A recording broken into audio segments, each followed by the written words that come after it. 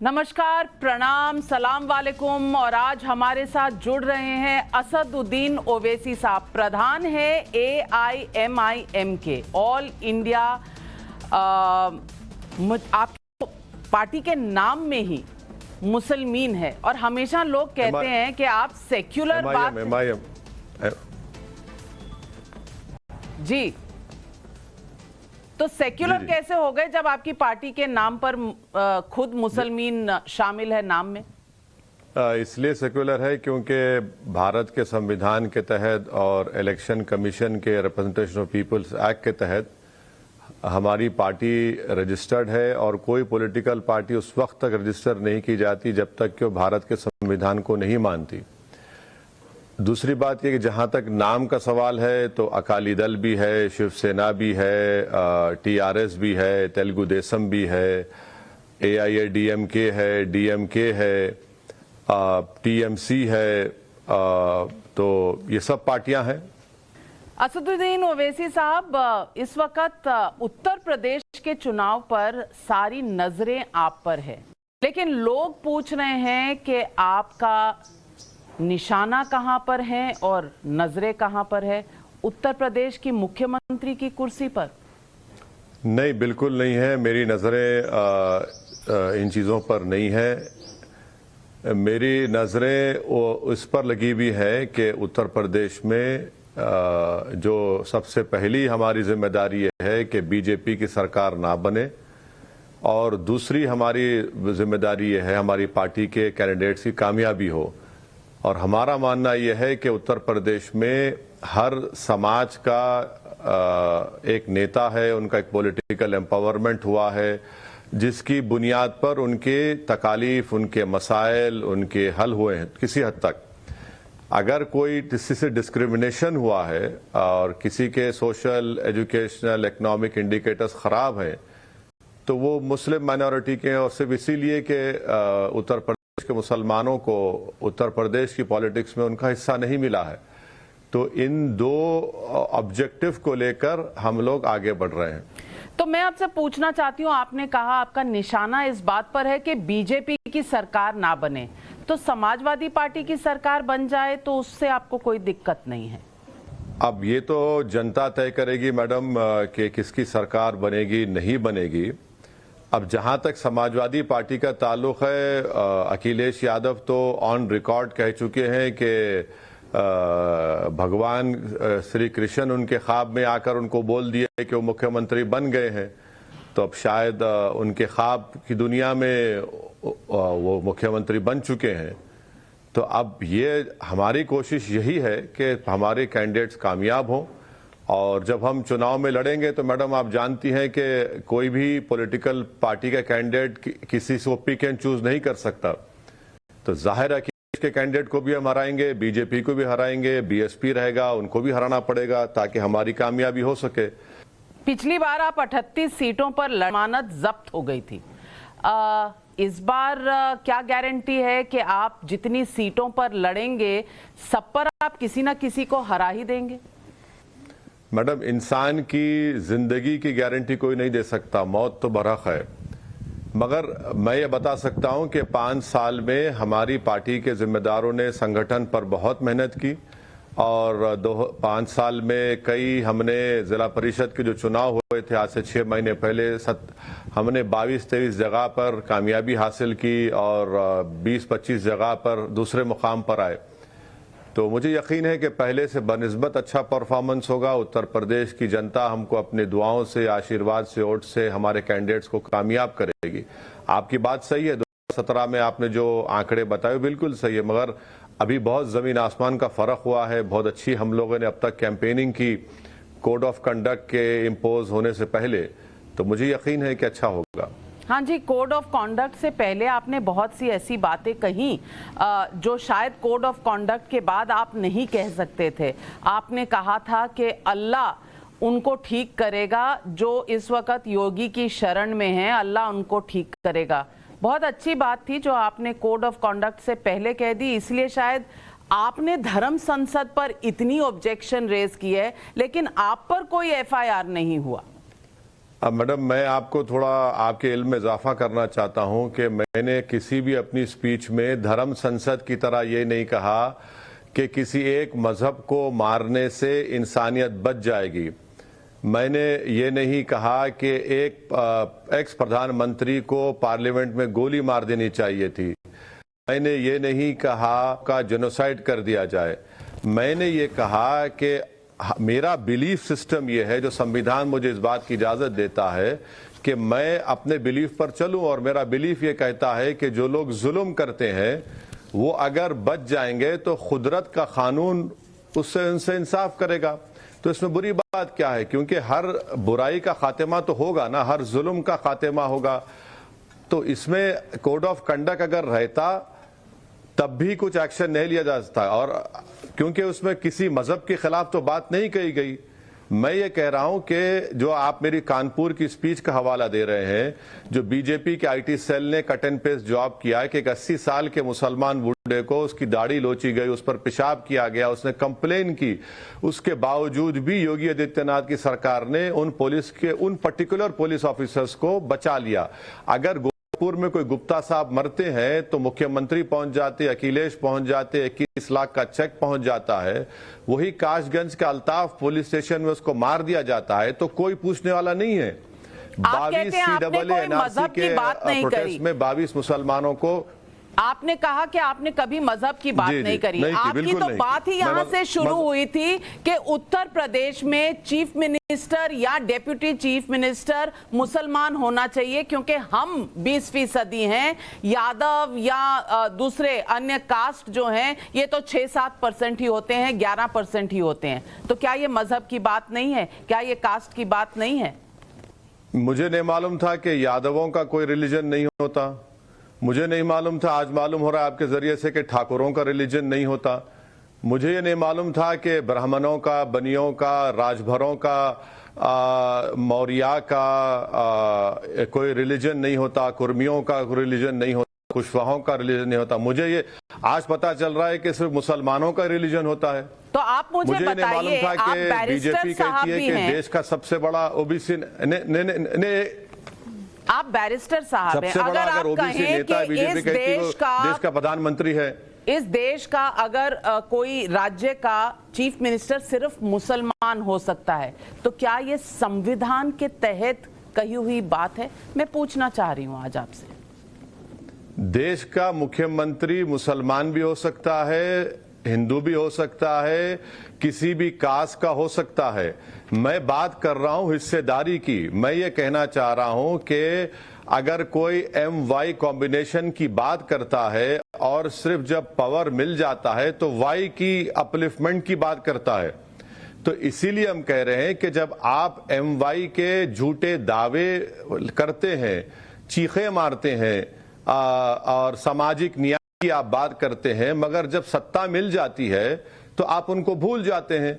आप सिर्फ वाई की बात करते हैं, जैसा कि योगी आदित्यनाथ तो अपने आप को योगी कहते हैं, मगर उत्तर प्रदेश में 50% DM जो है वो ठाकुर और ब्राह्मण है। हर पुलिस स्टेशन में एक ठाकुर पुलिस ऑफिसर मिल जाता है। तो यही तो लड़ाई है। अब आप मैडम, एक एग्जांपल आपको देता हूं, मुझे आधा मिनट दीजिए।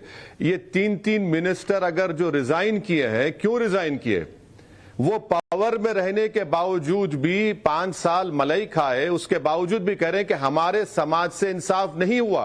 अब आप इसको जक्सटपोज कर लीजिए कि वो मुसलमान, उत्तर प्रदेश का मुस्लिम माइनॉरिटी जिसको कोई पावर नहीं मिला, जिसके एम्पिरिकल डेटा है उसके बैकवर्डनेस का, वो क्या बोले? 3 मिनिस्टर रह चुके हैं और आज कह रहे हैं कि हमसे इंसाफ नहीं हुआ। आपने उनका इंटरव्यू भी किया था, उसमें भी उन्होंने इस बात को कहा था। अब पावर में रह इंसाफ नहीं हो रहा है तो वो मुस्लिम माइनॉरिटी जो वोट डाल रही है सब पॉलिटिकल पार्टीज को, उससे सामाजिक न्याय की कोई बात नहीं करता। चलिए, सुनकर अच्छा लगा कि आप टाइम्स नाउ नवभारत बहुत बारीकी से देख रहे हैं, लेकिन मैं आपसे पूछना चाहती हूं, आप अभी राजभरों की बात कर रहे थे। अब राजभर साहब के साथ तो आप अलायंस करना चाहते थे, वो तो चले गए आपको छोड़कर अखिलेश बाबा के पास। अब अखिलेश बाबा के पास जाने के बाद आपको राजभरों से भी प्रॉब्लम हो गई है। अखिलेश MY करते थे, आप कहते हैं वो M को भूल गए हैं। तो आप बीजेपी को भी नहीं चाहते, आप समाजवादी पार्टी को भी नहीं चाहते, आप चाहते क्या हैं और किसको चाहते हैं? मैं मजलूमों को चाहता हूं, मैं इंसाफ को चाहता हूं, मैं जुल्म से नफरत करता हूं, एक्सप्लॉयटेशन से नफरत करता हूं, और मैं उन ताकतों से नफरत करता हूं जो हुकूमत के आगे अपना घुटना नहीं बल्कि अपना ईमान और ज़मीर बेच देते हैं। तो ये मेरी चाहत और नफरत का पैमाना है। और अगर मैं भारत के संविधान के तहत, जिसमें प्रियम्बल में लिबर्टी, इक्वालिटी, जस्टिस, फ्रेटर्निटी की बात बाबा साहब अम्बेडकर ने की, वो कैसे हासिल होगा? सिर्फ तकारीर के जुमलों से हासिल होगा, ये मीठी मीठी बातों से, या सेमिनार हॉल में बैठकर? उसके लिए पॉलिटिक्स में आपको एक पॉलिटिकल फोर्स बनना जरूरी है। और मेरी पूरी कोशिश यही है कि भारत के संविधान को, भारत के सिस्टम में, डेमोक्रेसी में और उसको मजबूत किया जाए। उसका तरीका यह है कि अल्पसंख्यक समाज को उनको उनका हिस्सा मिले। सिर्फ हम वोट डालने की एक ATM मशीन तो ना बन जाए। एक एग्जाम्पल आपको देता हूं, आपको मेरी बात को कोराबोरेट करने के लिए। इमरान मसूद समाजवादी पार्टी ज्वाइन की एक सिटिंग MLA के साथ, अखिलेश यादव ने उनको कहीं का नहीं रखा, बेइज्जती कर दी, उनकी टिकट तक नहीं दिया उनको, एश्योरेंस देकर। यही तो मैं कह रहा हूं, जो पहला पॉइंट मैंने किया था ना कि MY, आप तो सिर्फ Y की बात करते हैं। तो आप चाहते हैं कि बोटी बोटी जो प्रधानमंत्री की करें, उन्हें टिकट भी मिलना चाहिए। आपको इमरान मसूद साहब मुसलमान नजर आ रहे हैं और उनके साथ तौहीन हुई, ये आपको नजर आ रहा है, लेकिन मोहसिन रजा साहब योगी आदित्यनाथ के कैबिनेट में है, वो आपको नजर नहीं आ रहा। ये आपके चश्मे पे कौन से रंग का शीशा लगा हुआ है? मेरे चश्मे पर भारत के संविधान चढ़ा हुआ है और रंग है भारत के नेशनल फ्लैग का। मैडम, मेरे चश्मे पे अगर आपको नजर नहीं आ रहा तो मैं माजरत चाहता हूं, मगर मेरा चश्मा ठीक है। जहां तक रहा सवाल, आपने मोहसिन रजा का कहा, क्या मोहसिन रजा को मैडम नविका कुमारी ये बता रही हैं, ब्रेकिंग न्यूज कर रही हैं कि उनको इस विधानसभा के चुनाव में उनको टिकट दिया जाएगा? क्या बीजेपी के 300 MLAs में एक भी मुसलमान MLA जीत कर आया? क्या बीजेपी के 306 MPs लोकसभा में जो उसमें एक मुसलमान MP है? नहीं है। क्यों नहीं है, इसका सवाल देना पड़ेगा सबको। जहां तक इमरान मसूद की तकरीर का मामला है, वो जेल को जाकर आए, मगर जहां तक मुख्यमंत्री की तकारीर, योगी की तकारीर का मामला है, अखिलेश यादव ने जब मुख्यमंत्री थे तो सैंक्शन तक नहीं दिया, और योगी मुख्यमंत्री बनने के बाद खुद पर अपने केसेस विड्रॉ कर लिए। ये सच्चाई है, ये भी हकीकत है। मैं आपसे पूछना चाहती हूं, आपने धर्म संसद की बात कही। अब धर्म संसद की बात अगर ले लें तो कालीचरण महाराज अरेस्ट हो गए, उसके बाद जो हरिद्वार के यहाँ बोलने वाले थे महाराज, वो भी अरेस्ट हो गए। लेकिन मुझे ये बताइए कि तौफीक रजा साहब बैठे हैं कल कांग्रेस के डायस पर, कांग्रेस के प्लेटफॉर्म पर, और वो तौफीक रजा, वो जब हेट स्पीच करते हैं कि इस देश का युवा है वो मारकाट करता, मुस्लिम युवा निकलकर सबकी एरोगेंस बराबर कर देगा, वो आपको हेट स्पीच नहीं लगती, उस पर आपका कोई ट्वीट नहीं आता। ऐसा क्यों ओवैसी साहब? संविधान आप समझते हैं तो तौफीक रजा की बातों को भी, तौकीर रजा की बात भी आपको समझ आई होगी। क्यों नहीं आपने ट्वीट किया, क्यों नहीं उनका अरेस्ट मांगा? मैं मौलाना तौकीर रजा की पर्सनली बड़ी इज्जत करता हूं। वो कांग्रेस पार्टी में गए, ये सवाल का जवाब कांग्रेस पार्टी को देना चाहिए। मगर अगर वो ऐसी स्पीच दिए हैं तो फिर योगी सरकार क्या कर रही है? उन्होंने बरेली में तमाम जुमे के बाद मुसलमानों को जमा करके कहा कि आइए और हमको आप मार दीजिए, क्योंकि धर्म संसद में इस बात का ऐलान किया गया था कि मुसलमानों का जेनोसाइड किया जाएगा। अब अगर उन्होंने ये बात कही है तो फिर सरकार को देखना पड़ेगा ना मैडम, कौन रोक रहा है सरकार को? सरकार तो आपकी है। तो ओवैसी साहब, आपके कहने का मतलब है कि आप संसद की स्पीचें ज्यादा सुनते हैं, लेकिन जो मौलाना साहब आपको इतने पसंद आते हैं उनकी स्पीचें शायद आप पूरी नहीं सुनते। ये कौन सी बात हुई? अभी प्रोग्राम चल रहा है, मुझे सुना दीजिए मौलाना तौकीर रजा साहब ने क्या तकरीर कही थी। मैं बोल दूंगा आपको, आप सुना दीजिए। अभी 15 दिन पहले की स्पीच आपको याद नहीं, मुझे सुनानी पड़ेगी, लेकिन धर्म संसद की लाइव टेलीकास्ट आपके पास पहुंचती है। यही मैं पूछ रही हूं, यही वो 80-20 का माइंडसेट है जिस पर आप उंगलियां उठाते हैं योगी आदित्यनाथ पर। 80-20, अगर वो 80-20 कर रहे हैं तो आप भी तो 20-80 कर रहे हैं। नहीं मैडम, 80 मैं बिल्कुल नहीं कर रहा हूं। मैं क्या कह रहा हूं, मैं तो ये कह रहा हूं कि धर्म संसद, मुझे ये बात समझ में नहीं आ रही कि माइनॉरिटीज को खतरा है या मेजॉरिटी को खतरा है। कॉन्स्टिट्यूशन में आप राइट टू लाइफ तो सबको दिया गया है। धर्म संसद की आप क्यों तायीद कर रही हैं मैडम? धर्म संसद में जो कुछ अनाप शनाप गया उन तमाम लोगों को गिरफ्तार करना चाहिए। सिर्फ दो नहीं है उसमें चाहे रायपुर में कांग्रेस पार्टी के कांग्रेस पार्टी के आपको सुनाई नहीं देता, ये मेरी इल्तिजा है आपको।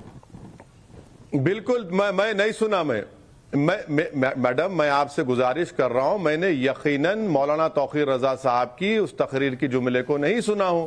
मैं सुन लूंगा और अगर उसमें कोई ऑब्जेक्शन रहेगा तो यकीनन मैं पब्लिकली ट्वीट भी करूंगा। चलिए, तो मैं निकालती हूँ वो बाइट, हालांकि हेट बाइट है, मैं चलाना नहीं चाहती, आपको आपके व्हाट्सएप पर भेज दूंगी। लेकिन आप कह रहे हैं कि माइनॉरिटी के साथ बहुत कुछ हुआ है और मेजॉरिटी को कौन सा दंड। मैं आपसे पूछना चाहती हूं, क्या आप भारत की तुलना कर रहे हैं रवांडा के साथ, बोस्निया के साथ? 6 मिलियन जूज नाजीज ने मार दिए थे, 8000 बोस्नियक्स मर गए थे बोस्निया के जीनोसाइड में, 8 मिलियन लोग कत्ल हो गए थे, कत्लेआम हो गया था रवांडा में। आप ये क्या कह रहे हैं कि भारत में कुछ ऐसा कभी हुआ है जिसकी आप तुलना कर रहे हैं जीनोसाइड्स जो बाहर के देशों में हुए? एक अमेरिकन है जिसने प्रेडिक्ट किया था रवांडा के जेनोसाइड को, जो आप देख ले सकते हैं, और उन्होंने ये कहा कि भारत में भी रवांडा में जो जेनोसाइड हुआ एकदम नहीं हुआ। वो इसी तरह के जो धर्म संसद, सो कॉल्ड धर्म संसद में जो स्पीचेस हुए, हेट स्पीचेस के बाद ही टूटूस और हुतूस में वो वहां पे जेनोसाइड हुआ। तो हम तो यही कह रहे हैं कि जेनोसाइड ऐसा नहीं होता। यहूदियों का भी जेनोसाइड जिसका आपने जिक्र किया, जिसको हिटलर ने किया था, वो तो एक हेट स्पीच से शुरू हुआ। एक एनवायरनमेंट क्रिएट किया गया जूस के बारे में, जिसकी बुनियाद पर 70 लाख से ज्यादा जूस को कत्ल कर दिया गया। आप बोस्निया की बात करते हैं, सर्बिया के बड़े बड़े लीडर्स ने इसी तरह से बोलना शुरू किया, हेट पैदा किया बोस्नियंस के बारे में, और उसका नतीजा दुनिया ने देख लिया। तो ये तो जितने जेनोसाइड के एक्सपर्ट्स हैं मैडम, वो कह रहे हैं, वो मैं नहीं कह रहा हूं, आप देख लीजिए, वो कह रहे हैं कि भाई ये निशानियां नजर आ रही हैं, इसको रोकने की जरूरत है। और देश के प्रधानमंत्री को कम से कम एक ट्वीट कर देते कि भाई ये जो वो देश के प्रधानमंत्री है ना, उन्हें किसी आइडियोलॉजी के प्रधानमंत्री तो नहीं है। करने की क्या जरूरत है? जब अरेस्ट हो रहे हैं, जब अरेस्ट हो गए यति नरसिंहानंद जी, कालीचरण जी अरेस्ट हो गए, जितेंद्र नारायण सिंह त्यागी जो पहले वसीम रिजवी कहा जाता था जिनको, वो भी अरेस्ट हो गए। तो ट्वीट से क्या साबित करना चाह रहे हैं? ट्वीट तो आपको करना चाहिए क्योंकि आप पावर में नहीं है, वो तो अपने एक्शन से बता रहे हैं। लेकिन मैं एक बात और आपसे पूछना चाहती हूं, मौलाना तौकीर रजा ने जो कहा, I want to tell my Hindu एक मिनट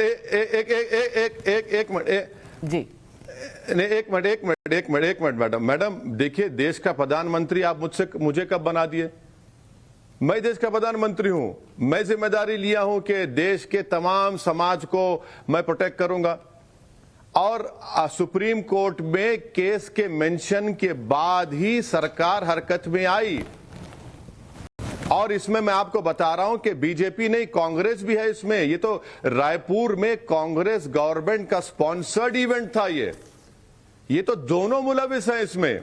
तो मुझे ये बताइए, आपको बीजेपी नहीं पसंद, आपको समाजवादी पार्टी नहीं पसंद, अब आप कह रहे हैं आपको कांग्रेस भी नहीं पसंद। आप उत्तर प्रदेश में कितनी सीटों पर चुनाव लड़ने वाले हैं? 403? नहीं नहीं मैडम, हमारे पार्टी के अध्यक्ष जनाब शौकत अली साहब ने ये फैसला लिया, पब्लिकली बताया कि हम 100 विधानसभा की सीट पर चुनाव लड़ने की पूरी तैयारी कर रहे हैं। तो चलिए 100 की 100 भी अगर आप जीत लिए, अगर आप 100 की 100 सीटें भी जीत लेते हैं तो आपको किसी ना किसी के साथ तो जाना पड़ेगा। अगर सरकार बनानी है, अगर अपने मंत्री बनाने हैं तो किसी ना किसी के साथ तो जाना पड़ेगा ना। ये तो मैथमेटिक्स, अरिथमेटिक का भी सवाल है। अरिथमेटिक से बनेगी असेंबली? नहीं नहीं, आपके मुंह में घी शक्कर, अल्लाह आपकी जबान को पूरा कर दे और हो जाए वो। मगर देखिए, ये हमारी पूरी कोशिश होगी कि ज्यादा से ज्यादा हमारे कैंडिडेट जीते। मैं भी रियलिटी को जानता हूं और मानता हूं, आप भी देखते हैं। कोशिश होगी कि ज्यादा से ज्यादा कैंडिडेट हमारे जीते, और अगर ऐसा होता है जैसा आप प्रेडिक्ट कर रही हैं, जाएंगे किसके साथ? ओवैसी जी, किसी का तो दामन पकड़ना पड़ेगा।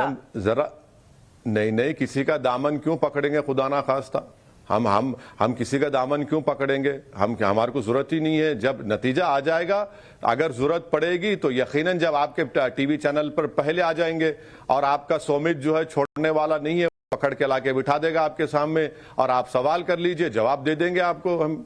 तो आप पहले से सोच के नहीं रखते क्योंकि आपको लगता है कि कहीं बंगाल जैसा हाल ना हो जाए, तमिलनाडु जैसा हाल ना हो जाए? क्योंकि बंगाल ने भी आपने सीटें लड़ी थी, सब में डिपॉजिट जब्त हो गया आपका। तमिलनाडु में भी 3 सीटें लड़ी थी, बंगाल में 6 सीटें, दोनों जगह आपकी डिपॉजिट जब्त हो गई। हाँ, 2020 में बिहार की असेंबली इलेक्शन में 20 सीटें लड़ी थी और 6 सीटें जीती थी, और 14 में डिपॉजिट जब्त हो गया। तो इस बार उत्तर प्रदेश में कुछ तो बताइए, 100 में से कितनी आएंगी और कितनों पे जब्त होगी डिपॉजिट?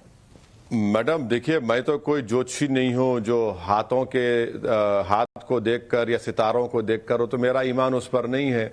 मुझे जो खुदा ने जो कुछ भी दिया है, मेहनत करना है और कोशिश करेंगे। तो अब ये ना तो मैं सेफोलॉजिस्ट हूं कि मुझे इतना बोल सकता हूं, लेकिन बैरिस्टर हैं, आप बैरिस्टर हैं और कॉमन सेंस है। तो 100 सीटें लड़ने वाले किसी ना किसी के साथ तो जाएंगे ना, अगर उन्हें सरकार में चाहिए अपना हिस्सेदारी की आप बात करते हैं। तो कौन है ऐसा? क्या कांग्रेस के साथ जाएंगे? कांग्रेस की अगर बहुमत आती है या थोड़ी सी कसर रह जाती है, क्या समाजवादी पार्टी के साथ जाएंगे? किसके साथ जाएंगे? सफर किसके साथ अगले 5 साल का काटेंगे? मुझे बड़ी खुशी हो रही है कि नविका कुमार को आज भी कांग्रेस से उम्मीद बाकी है। मुबारक हो आपको, मुझे तो बाकी नहीं है। नहीं, मगर चलिए, आपकी बात को मान लेते हैं। मगर जनता जब फैसला देगी, नतीजा क्या आएगा, और उसके मुताबिक ही तो हम कुछ बात कर सकेंगे। तो मुझे नॉलेज ऑफ अनसीन तो नहीं है ना। हाँ, कॉमन सेंस मुझे ये कहता है कि मेहनत करो, कॉमन सेंस मुझे ये कहता है कि स्ट्रेटेजिकली काम करो, और जब नतीजा आ जाएगा तो कॉमन सेंस के लिहाज से फैसला भी लिया जाएगा इंशाल्लाह। आपने कहा कि सपने में अखिलेश यादव के कृष्ण जी आए थे और वो बन चुके हैं मुख्यमंत्री। मैं आपसे पूछना चाहती हूँ, इस बार अखिलेश जी ओबीसी लीडर्स को तोड़ कर बीजेपी से लेकर जा रहे हैं। इस बार अखिलेश जी की और समाजवादी पार्टी की क्या पॉलिटिक्स रहेगी और क्या ये जमीन पर सफल होगी? अब मुझे नहीं मालूम मैडम कि कितना वो सफल होंगे या फिर नाकाम होंगे, मगर मेरा मानना यह है कि अखिलेश यादव का एक बहुत बड़ा गोल्डन अपॉर्चुनिटी थी। अगर वो 2021 जून जुलाई में अगर वो निकल जाते कोविड की सेकेंड वेव के दरमियान में, जब उत्तर प्रदेश की जनता बिल्कुल अपने आप को यतीम और लाचार महसूस कर रही थी, तो एक मौका उनको बहुत बड़ा वो खो दिए।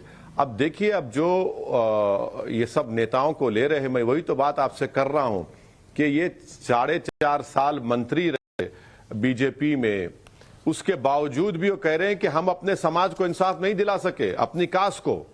तो इसीलिए मैं कह रहा हूं कि यही मुस्लिम उत्तर प्रदेश के जो माइनॉरिटी हैं, उनको भी सोचना पड़ेगा कि भाई आपको अपना हिस्सा मिलेगा नहीं मिलेगा, और कैसे मिलेगा, कौन दिलाएगा आपको। और जब तक आप अपनी एक पॉलिटिकल लीडरशिप को क्रिएट नहीं करेंगे, अपने आप कामयाब नहीं होंगे, तभी तो जाके हिस्सा मिलेगा। सिर्फ रोने से पुकारने से कोई आपको हिस्सा नहीं देने वाला तो है। आपको लगता है अतीक अहमद आपके साथ आ जाएं तो हिस्सा मिलेगा? आपको लगता है मुख्तार अंसारी आपके साथ आ जाएं तो मुसलमानों को हिस्सा मिलेगा? क्या ये दो नुमाइंदे आपके शो के एग्जाम्पल्स हैं कि किस तरह से हिस्सा लेना है? अतीक साहब और उनकी फैमिली हमारे साथ है, हम उनके साथ ठहरे हैं। अतीक साहब के खिलाफ कोर्ट ने कोई कन्विक्शन नहीं दिया है अभी तक। नंबर 2, जब टेनी भारत के लॉ एंड ऑर्डर के मिनिस्टर रह सकते हैं, उन्हीं की गाड़ी से उनके हरदिल अजीज, उनके लख्ते जिगर, उनका नूरे नजर, उनका बेटा 4 किसानों को जान ले सकता है, तब भी मिनिस्टर रह सकता है। तो फिर इसमें अब आप बताइए कौन सी बात है? बीजेपी के पास अभी जो 100 विधायक हैं उन पर क्रिमिनल चार्जेस उन पर एग्जिस्टिंग है। अभी अतीक अहमद के घर को बुलडोजर तो लगा दिया आपने का इलाहाबाद में, मगर क्या टेनी के घर को? जी तो जेल में है ना, ब्राह्मण समाज के बेटे के साथ बाप को भी जेल जाना चाहिए। आपकी ये तकरीर है। बिल्कुल। देखिए मैडम, मैं आपको एक मिसाल देता हूं, मेरी बात समझ में आ जाएगी। मुंबई में जब 92 के ब्लास्ट हुए, उसमें एक लेडी जिसके नाम पर एक मारुति वैन थी जिसमें बॉम्ब ब्लास्ट को इस्तेमाल किया गया, गाड़ी उसके नाम पर थी तो उसको सजा हुई, अभी जेल में है।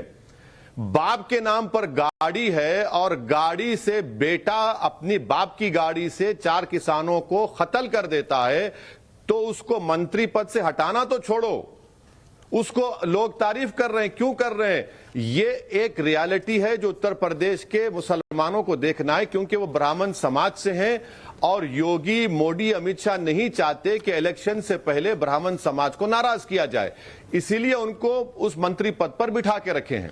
तो आप भी तो ब्राह्मण समाज का दामन पकड़ रहे हैं। पंडित मनमोहन झा साहिबाबाद से टिकट पाए हैं आपकी पार्टी से, जो सिर्फ मुसलमानों को हिस्सा दिलवाना चाहता है, आपकी पार्टी से। हाँ, पंडित मनमोहन झा। बिल्कुल आप सही कह रहे हैं। क्या पंडित मनमोहन झा के बेटे ने किसी किसानों को कत्ल किया?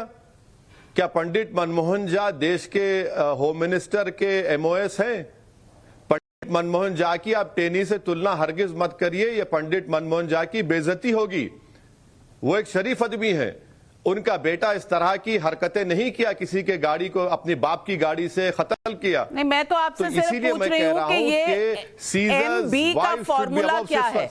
मैडम, एमबी का नहीं है, ये मुसलमान ब्राह्मण को टिकट दे रहे हैं और इसमें अरे बहुत मैडम, अभी तो दलित समाज के लोग भी हैं इंशाल्लाह, इसमें दूसरे ओबीसी समाज के लोग भी इंशाल्लाह टिकट हासिल करेंगे, लड़ेंगे हमारी पार्टी से। मगर ये आप देखिए, जो सामाजिक न्याय की जो लोग बात करते हैं, वो क्या करते हैं? क्या किया उन्होंने? कौन सा काम किया? आप ओबीसी की बात करते हैं और पूरा का पूरा आप मलाई आप खा जाते हैं। मैं आपको एक एग्जांपल देता हूं मैडम। यूपी में 184 यूनिवर्सिटी टीचर्स स्टेट यूनिवर्सिटी में है अपॉइंट हुए, वर्किंग सिर्फ 3.1 मुस्लिम ओबीसी है। अच्छा, 727 assistant professor selector UP higher education commission से, ओबीसी के 149 पोस्ट, उसमें खाली ओबीसी मुस्लिम के 4.69। अरे बताइए ना, ये क्यों हो रहा है? फिर जो एमवाई की बात करते हैं, जो सामाजिक न्याय की बात करते हैं, जो सबका साथ, सबका विकास, सबका विश्वास की बात करते हैं, जो दलितों के घर में जाकर खाना खाते हैं, और बताइए फिर ये डेटा क्या कह रहा है पुकार पुकार कर? मैं आपको पूछ रही हूं कि आपको कहा जाता है कि आप वोट कटर हैं। आप वोट काट सकते हैं, लेकिन आप अपना कैंडिडेट जिताना आपके लिए मुश्किल है। ये जो आपको पदवी वोट कटर की मिली हुई है, कोई कहता है आप कांग्रेस की तरफ से करते हैं और उनके साथ आप यूपीए सरकार में हिस्सेदार भी थे, कोई कहता है आप बीजेपी की बी टीम है। ये आप कैसे जस्टिफाई करते हैं कि आप निकले हैं लोगों के लिए इंसाफ लेने, उनका हिस्सा लेने, लेकिन सिर्फ वोट कटर बन के जाते हैं? अब जब दोबारा टाइम्स नाउ का कॉन्क्लेव होगा तो मैं टाइम्स नाउ ग्रुप के एमडी से नविका कुमारी के जरिए रिक्वेस्ट करूंगा कि सर, इन तमाम पार्टीज को एक 10 मिनट के लिए बिठा लीजिए, बीजेपी, कांग्रेस और ये जो सेकुलर पार्टियां हैं, इनको बैठकर तय कर लीजिए कि असदुद्दीन ओवैसी किसकी बी टीम है। ये बड़ा ही ब्रेकिंग न्यूज का आइटम होगा, यकीन मानिए, और इतनी टीआरपी आएगी मैडम आपको कि कभी इतनी नहीं आई होगी आपको। नहीं, आप इनको हम बिठा दीजिए, प्लीज मेरी रिक्वेस्ट सुनिए। टीआरपी का बहुत बड़ा खेल हो जाएगा। आपको इतनी दूर तक जाना ही नहीं पड़ेगा, क्योंकि हमारे एमडी जो है वो पॉलिटिक्स में इतना ज्यादा इंटरेस्ट नहीं लेते। हम ही कर लेंगे। हमने आपको भी न्योता दिया, हम सबको न्योता देते हैं, और हमारा जो मंच है वो सबके लिए है। लेकिन मैं पूछना चाहती हूँ, नुमानी जी आपके कॉलीग हैं AI, all India Muslim personal law board पे, उन्होंने आपको ये हिदायत दी है कि भैया वोट मत कटवाइए, एक तरफ मुस्लिम आ रहा है तो उस तरफ जाइए। तो क्या आप उनकी बात मानेंगे, उनकी राय मानेंगे, उनकी हिदायत मानेंगे? मैडम, सबसे पहली बात तो मैं आपको करेक्ट कर दूं कि all India Muslim personal law board का इंडियन पॉलिटिक्स से और इलेक्शन से कोई ताल्लुक नहीं है। उनका कॉन्स्टिट्यूशन इस बात को इजाजत नहीं देता। और 2 दिन पहले पर्सनल लॉ बोर्ड ने लेटर लिखकर कह दिया कि कोई भी पर्सनल लॉ बोर्ड का नाम इस्तेमाल ना करे। आपके एजेंडा होंगे, आप उसको खुल के करिए। अब जहां तक हजरत मौलाना सज्जाद नुमानी साहब का जिक्र कर रहे हैं, मैं अंग्रेजी में कह रहा हूं कि नो कमेंट्स ऑन इट, क्योंकि model code of conduct existence में है। मुझे उस पर कोई कमेंट करना नहीं है। मैं अपनी पार्टी का काम कर रहा हूं और काम करते रहूंगा। नो कमेंट से ज्यादा कहने की इजाजत देता है मॉडल कोड ऑफ कंडक्ट? कहता है कि आप बहिष्कार कर दीजिए, कह दीजिए कि ये out and out non secular statement against the constitution है, ये इजाजत देता है मॉडल कोड ऑफ कंडक्ट? कहिए। जिस किसी ने भी इस तरह का लव लेटर मुझे लिखा, आप उनसे पूछ लीजिए। अब इस तरह के हर खत का अगर आप मुझे बुलाकर पूछेंगे तो मैं कहूंगा no comment, I have nothing to comment on it. चलिए, तौकीफ रजा पर कोई कमेंट नहीं है, नुमानी साहब पर कोई कमेंट नहीं है। तो मैं आपसे सवाल एक ये भी पूछती हूं कि क्या प्रियंका गांधी वाड्रा और अखिलेश यादव को अपनी सीट डिक्लेयर नहीं कर देनी चाहिए? क्योंकि अब तक योगी आदित्यनाथ जो छठे फेज में जिनका सीट आना है उन्होंने डिक्लेयर कर दिया है, और 20 साल में पहले सिटिंग मुख्यमंत्री हैं जो चुनाव लड़ेंगे। ये शायद उनका कॉन्फिडेंस दर्शाता है। क्या अखिलेश जी को और प्रियंका जी को भी डिक्लेयर करना चाहिए कि वो लड़ेंगे चुनाव, और अगर लड़ेंगे तो कहां से लड़ेंगे? पहले तो मीडिया के जरिए यह बात फैलाई गई कि अखिलेश या अब हम योगी आदित्यनाथ कहां अयोध्या से लड़ेंगे, और आपके एक रिपोर्टर ने मुझसे सवाल भी किया। मैंने कहा कि ऐलान हुआ है क्या? अब ये मालूम हुआ कि बाबा गोरखपुर चले गए। तो मुझे यकीन है कि गोरखपुर की जनता ताप्ती नदी पर जो लाशें बह रही थी उसका याद रखेंगी। अब जहां तक सवाल वो 2 पॉलिटिकल पार्टीज का है, उनके जिम्मेदार तय करेंगे। मैं कौन होता हूं उनकी पार्टी की तरफ से बात करने के लिए? वो खुद बताएंगे क्या करना है क्या नहीं करना है। मैं उनके बारे में क्यों कमेंट करूं? उस पर भी नो कमेंट। मैं हर चीज पर आप नो कमेंट कर देते हैं, ये बड़ी दिक्कत की बात है ओवैसी साहब। चलिए ये बताइए कि 47 सीटें उत्तर प्रदेश में ऐसी है जहां 5000 से कम के वोट डिफरेंस में फैसला हो जाता है। अगर आप इन सीटों पर 5000 वोट भी ले जाएं तो बीजेपी की गाड़ी, मेट्रो, रेल, एक्सप्रेसवे वो तो निकल जाएगी। इसीलिए आपको कहा जाता है बीजेपी की नहीं। मुझे आपके जरिए से मालूम हुआ कि इलेक्शन सिर्फ मेरी पार्टी एमआईएम लड़ रही है, कोई दूसरा तो लड़ ही नहीं रहा है। और मैं आपका बेहद दिल की गहराइयों से शुक्रिया अदा करता हूं कि आपने कम से कम हमको इतना काबिल तो समझा कि हम इतने वोट ले जाएंगे। आपका बेहद शुक्रिया। देखिए, बीएसपी भी तो लड़ रही है, कांग्रेस भी तो लड़ रही है, समाजवादी भी तो लड़ रही है, बीजेपी के अलाइज भी तो लड़ रहे हैं, मगर ये सवाल किसी से नहीं किया जाता। और मुझे इस बात की सख्त ऑब्जेक्शन है कि 2019 में सपा और बीएसपी मिलकर लड़े, 75% मुस्लिम वोट लिया, 75% हिंदू वोट बीजेपी को गया, तब भी वो लोग सिर्फ 15 सीट जीते। तब ये कोई नहीं कहा कि भैया आपको मुस्लिम वोट तो मिला, हिंदू वोट क्यों नहीं मिला, यादव वोट क्यों नहीं मिला आपको पासी धोबी वोट क्यों नहीं मिला, आपको ओबीसी का वोट क्यों नहीं मिला। ऐसा लगता है कि हर चुनाव में सिर्फ मुसलमान वोट डालता है, दूसरा तो कोई वोट डालता ही नहीं है। इस पर मुझे स्ट्रांगली ऑब्जेक्शन का है इसके ऊपर। ओवैसी साहब, पूछना आपसे चाहती हूं कि लोगों का कहना यह भी है कि पहले तो आप समाजवादी पार्टी और अखिलेश यादव से कोई ना कोई समझौता, अंडरस्टैंडिंग करना चाहते थे। जब उन्होंने किया नहीं आपसे तो आपने उन्हें भिखारी बुला दिया। ये भिखारी की पदवी क्यों दी आपने अखिलेश यादव को? मैं आपको बताना जरूरी समझता हूं कि जब मीडिया के जिम्मेदारों ने हमसे सवाल किया कि आप इस चुनाव में अलायंस करेंगे, तो मैंने कहा कांग्रेस और बीजेपी को छोड़कर हम अलायंस करेंगे, मगर इसका हरगिज ये मतलब निकालना गलत है कि हम बेचैन थे कि हमारा अलायंस हो जाए समाजवादी पार्टी से। हरगिज नहीं है। आपने मीडिया के जिम्मेदारों ने सवाल किया, हमने उसका जवाब दिया।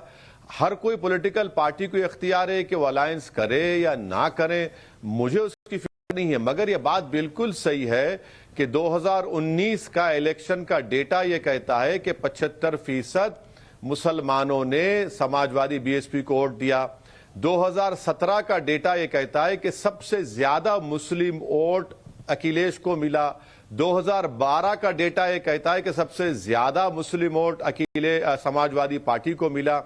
मगर वोट तो आपको हमने भीख में दे दिया, मगर आपने हमको भिखारी बनाकर रख दिया। मुजफ्फरनगर का राइट हुआ तो आजादी के बाद 50,000 मुसलमान बेघर हो गए। आपने इंसाफ नहीं किया। आप 19 में आपके पास आजम खान साहब जीत गए, शफीकुर रहमान बर्ग जीत गए, डॉक्टर ST हसन जीत गए, और आप जीते और आपके वालिद साहब जीते। बताइए फिर आप आज वही इमरान मसूद को फिर से ला रहा हूं, आप उसको भरोसा दिलाकर, यकीन दिलाकर टिकट देने का वादा करते हैं और उसको आप कहीं नहीं रखते हैं। छोड़िए उनकी स्पीच को, वो उसका जवाब देंगे। मगर सवाल इसका यह है ना मैडम कि अगर आप किसी को बुलाकर, जबान देकर, यकीन दिलाकर अपनी पार्टी में शामिल कराकर उनको अब जलील और रुस्वा करते हैं, कहीं का नहीं रखते, तो ये उत्तर प्रदेश के मुसलमानों को देखना है। एक 10 साल का जमीरुल्लाह जिसको जयंत चौधरी ने डाइस से ढकेल दिया, उसके घर पर माफी चाहिए, आज उसको आप दूर कर देते हैं। तो यही तो सब मैं कह रहा हूं कि उत्तर प्रदेश के जनता को जो सामाजिक न्याय की बड़े बड़े बुलंदबांग दावे करते हैं, कौन सा सामाजिक न्याय की आप बात कर रहे हैं? जब आप घर को बुलाकर किसी को जबान देकर आप धोखा देते हैं तो कौन यकीन करेगा आप पे? कौन आपके वादों पर भरोसा करेगा? उन्हें भिखारी कह दिया, अगर मेरा लेकिन दुश्मन भी मेरे घर को आ जाता है तो है, मेरी इखलाकी फरीजा है। नहीं, समाजवादी पार्टी कहती है आप उनको क्यों भिखारी कह रहे हैं? वो तो उत्तर प्रदेश में रहकर उत्तर प्रदेश के मुसलमानों से अगर वोट मांग रहे हैं तो ये उनका हक है, लेकिन आप तो हैदराबाद से आकर उत्तर प्रदेश के मुसलमानों का वोट मांग रहे हैं, तो भिखारी आप हुए। ये समाजवादी पार्टी के प्रवक्ताओं का कहना है। मैडम देखिए, श्री नरेंद्र मोदी गुजरात से आकर उत्तर प्रदेश के ऑनरेबल सांसद बन जाते हैं। समाजवादी पार्टी का एक MLA महाराष्ट्र में है जो शिवसेना जैसी कम्युनल पार्टी का सपोर्ट कर रहा है। वो शिवसेना जिसके मुख्यमंत्री ने हालिया असेंबली सेशन में खड़े होकर कहा कि हमको फख्र है कि हमने बाबरी मस्जिद को डिमोलिश किया। और ये बात मुझे भारत का संविधान इस बात की इजाजत दे रहा है, और मैं कहां अपनी नेतागिरी को, अपनी मकबूलियत को, अपने ईगो के सेटिस्फैक्शन के लिए उत्तर प्रदेश आ रहा हूं। मैं तो उत्तर प्रदेश में सही मानों में सामाजिक न्याय और मुसलमानों की पॉलिटिकल एम्पावरमेंट, उनकी हिस्सेदारी की लड़ाई लड़ने आया हूं। मैं अपने लिए नहीं आया हूं, ना कभी आऊंगा इंशाअल्लाह ताला। तो ये समाजवादी पार्टी के लोगों के आंखों पर पर्दा पड़ चुका है, क्योंकि गुरूर में आ चुके हैं। और अखिलेश तो खैर मुख्यमंत्री बन चुके हैं, हमको तो उनको तो इलेक्शन लड़ने की भी जरूरत नहीं है अभी, क्योंकि वो सबसे कह रहे हैं कि मैं बन चुका हूं भैया, अब आप घर में बैठ जाइए। तो ठीक है, घर में बैठिए, गुलाब जामुन खा लीजिए और ख्वाब में आप राजभवन चले जाइए और ख्वाब में राजभवन में शपथ ले लीजिए, हो गया काम। अब इसमें क्या बाकी रहा? चलिए ओवैसी जी, मेरी इंटरव्यू का एक छोटा सा हिस्सा है जिसको हम रैपिड फायर हिस्सा कहते हैं। इसमें जल्दी जल्दी मैं सवाल पूछूंगी, छोटे सवाल, और आपको छोटे छोटे जवाब देने हैं। तो चलिए शुरू करते हैं रैपिड फायर। देश का सबसे बड़ा नेता कौन? देश का सबसे बड़ा नेता कोई है ही नहीं अभी।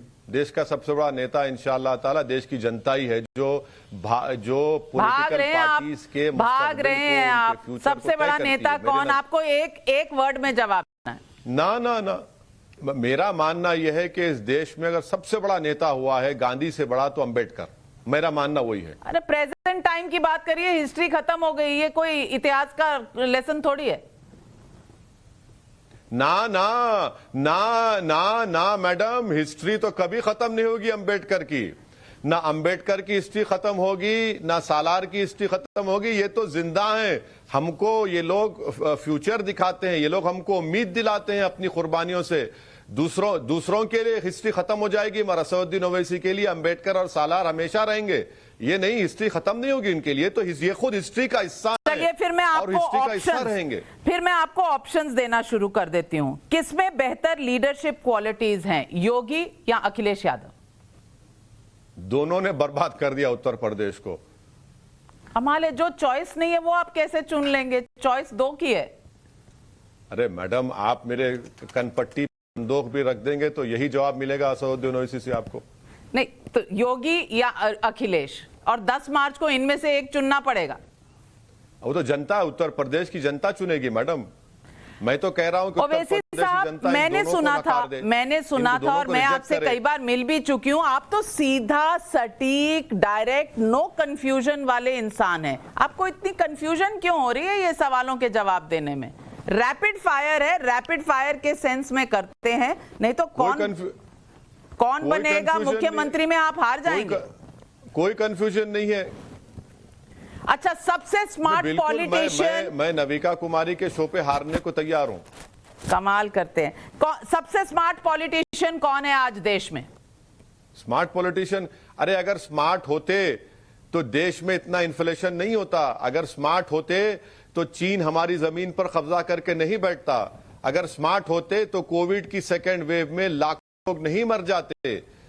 कोई स्मार्ट नहीं है, सिर्फ सब अपॉर्चुनिस्टिक हैं और देश की जनता को हिंदू, मुस्लिम, मस्जिद, मंदिर के नाम पर धोखा दे रहे हैं और अपनी रोटी सेक रहे हैं। कोई स्मार्ट नहीं है मैडम, सब अपॉर्चुनिस्टिक हैं, सेल्फिशली काम कर रहे हैं और देश की गरीब आवाम उसका खमियाजा भुगत रही है। सर, ये रैपिड फायर नहीं है। सबसे अनस्मार्ट पॉलिटिशियन कौन है? ये तो आपकी लिस्ट लंबी होगी। ठीक है, चलिए क्या कहा आपने? सबसे अनस्मार्ट या अनस्ट्रेटेजिक पॉलिटिशियन कौन है? देखिए, स्मार्ट पॉलिटिशियन किसी हद तक मैं कह सकता हूं कि हमारा तेलंगाना का चीफ मिनिस्टर केसीआर है। चलिए। और ओडिशा के सीएम हो सकते हैं स्मार्ट। और अनस्मार्ट? अनस्मार्ट में तो लंबी लिस्ट है मैडम, बहुत बड़ी लंबी लिस्ट है। पहला नाम बता दीजिए, बस पहला नाम। लंबी लिस्ट है, टॉप ऑफ द लिस्ट का पहला नाम। उसमें असदुद्दीन ओवैसी भी आ सकता है। मैं अपने आप को स्मार्ट नहीं समझता हूं। सर, वो नीचे आएगा ना, ऊपर वाला नाम बता दीजिए। ऊपर ही डाल दीजिए मैडम मुझे, क्योंकि हम तो बदनाम जमाना है, तो जाहिर है चलिए बदनाम हो तो क्या हुआ, नाम तो इतना सेफ खेल रहे हैं आप। अगर बैटिंग ही नहीं करेंगे तो रन कैसे बनेंगे? आपके हिसाब से मुस्लिमों को किसने सबसे ज्यादा ठगा? पूरे कांग्रेस या BJP? Congress, BJP, Samajwadi party, BSP? इन तमाम ने मिलकर मुसलमानों का ये हाल कर दिया उत्तर प्रदेश में और देश में। सर, आपको लाइफलाइन लेनी पड़ेगी और आप 4 में से एक बताइए, नहीं तो आप फेल होते हुए नजर आ रहे हैं, पास ही नहीं हो रहे। नहीं मैडम, मैं तो आपके रैपिड फायर में फेल होने को तैयार हूं, क्योंकि सच्चाई को बता रहा हूं। अगर सच्चाई को बताना फेल होने के बराबर है, किसने ज्यादा ठगा? कांग्रेस के बीजेपी? कांग्रेस के बीजेपी के समाजवादी? कोई मुस्कुराकर वार करता है, कोई गुस्से में वार करता है, फर्क यही है बस। एक चीज जो भारत के इतिहास में बदलना चाहते हैं आप? भारत के इतिहास में बदलने का अगर होगा तो मैडम, काश गांधी का कत्ल ना होता, काश दिल्ली मैसेकर ना होता, काश सिखों का जेनोसाइड ना होता, चलिए, काश इतने फसादात ना होते। धर्म और राजनीति में से एक चुनना हुआ तो किसको चुनेंगे, धर्म या राजनीति? संविधान को। शरिया कानून बेहतर है या भारत का संविधान? संविधान शरीयत पर अमल करने की इजाजत देता है, तो इसलिए कहूं संविधान। मुझे मालूम था आप ये सवाल करने वाले हैं, इसलिए मैंने संविधान कहा। भारत माता की जय या अल्लाहू अकबर? जय हिंद। भारत माता नहीं कहेंगे। पॉलिटिक्स में नहीं होते तो क्या कर रहे होते? अरे क्या कर रहे होते? कुछ भी नहीं कर रहे होते। क्या है नहीं मालूम मैडम। ये सवाल जो है ना, ये बड़ा बड़ा ये कोर्स से बाहर का आ गया लगता है। मालूम आप इतने साल गुजार दिए। पॉलिटिकल करियर का फाइनल डेस्टिनेशन क्या है? आपकी मंजिल क्या है पॉलिटिकल लाइफ में? मेरी मंजिल यही है कि जब तक अल्लाह मुझे जिंदा रखेगा मेरी पूरी कोशिश ये होगी कि मजलूमों को इंसाफ मिले, भारत एक ताकतवर देश बने, भारत में ये गरीबी मुफलिसी का खात्मा हो सके, भारत में जो माइनॉरिटीज़ हैं, दलित्स हैं, उनको उनका जायज़ मुकाम मिले। ये 5 चीज़ों पर मेरी ज़िंदगी का ऑब्जेक्टिव है। नहीं मालूम ज़िंदगी की शमा कब तक जलते रहे, ज़िंदगी कब तक वफा करे, मगर ये कोशिश करते रहेंगे। 2024 में प्रधानमंत्री कौन, मोदी या कोई और? 2024 तो बहुत दूर है मैडम, अभी तो यूपी हो जाने दीजिए, फिर 24 से पहले यूपी में योगी या अखिलेश, कौन जीतने वाला है? प्रोजेक्शन क्या है? प्रोजेक्शन ये है कि जिन उत्तर प्रदेश के जनता की माँ बहनों की आशें तीर रही थी, जो नौजवान बेरोजगार हो चुके हैं, जो जेलों में सड़ रहे हैं, वो एक मौसर जवाब देंगे। और कांग्रेस उभर कर वापस सत्ता में आ सकती है, हाँ या ना? हम हैदराबाद में एक कहावत कहते हैं कि बासी कड़ी को कभी उबाल नहीं आता। योगी आदित्यनाथ के लिए सबसे बड़ा चैलेंजर कौन, ओवैसी या अखिलेश? उत्तर प्रदेश की 21 करोड़ जनता योगी आदित्यनाथ का सबसे बड़ा चैलेंज देगी इंशाअल्लाह ताला। अगर आप खाली समय पाते हैं तो क्या करते हैं ओवैसी साहब?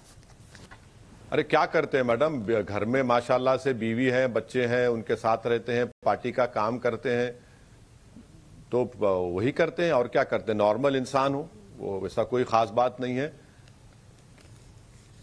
चलिए, आपने बहुत वो कहते हैं ना कि राहुल द्रविड़ जैसा सिर्फ डिफेंसिव बैटिंग करी है, लेकिन तभी कहा जाता है उनको द वॉल। शायद और राहुल द्रविड़ भारत की क्रिकेट टीम का कोच भी है जी। तो आप कोचिंग दे रहे हैं इस वक्त उनको जो सत्ता पाना चाहते हैं और हिस्सेदारी चाहते हैं, लेकिन क्या होता है उत्तर प्रदेश के चुनाव में, यह आने वाला वक्त बताएगा। हमारे साथ जुड़ने के लिए और हमसे बात करने के लिए ओवैसी साहब, आपका बहुत बहुत शुक्रिया। Thank you very much.